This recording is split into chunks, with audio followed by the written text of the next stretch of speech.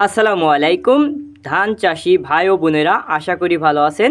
আলহামদুলিল্লাহ, আমরা ফজরের নামাজের পর বেরিয়ে পড়েছিলাম খুবই সকালে আমাদের ধানের জমিতে। মূলত আজকে আমরা আমাদের এই ধানটিকে কাটবো।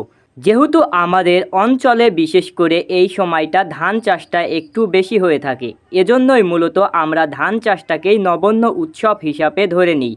প্রতিটি বাড়িতেই সাধারণত আপনার ধান গুছানো নিয়ে ব্যস্ত এবং প্রতিটি বাড়িতেই এখন বর্তমান ধান রয়েছে। আলহামদুলিল্লাহ, এবারের বছরে প্রচুর পরিমাণ ভালো ফলন এসেছে। আমরা সাধারণত এটা ছোটবাবু ধান লাগিয়েছিলাম এবং আমাদের 1.5 বিঘা জমিতে আজকে আমরা ধান কাটব এবং এই 1.5 বিঘা জমিতে আমরা সাধারণত 6 জন গিয়েছিলাম ধান কাটতে।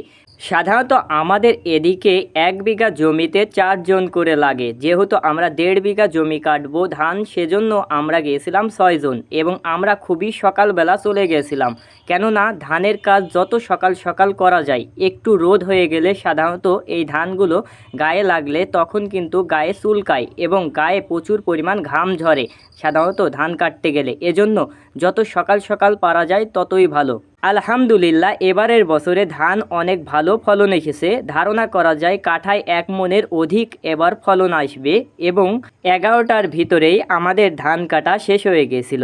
আপনারা সকলে আমাদের জন্য দোয়া করবেন। আসসালামু আলাইকুম।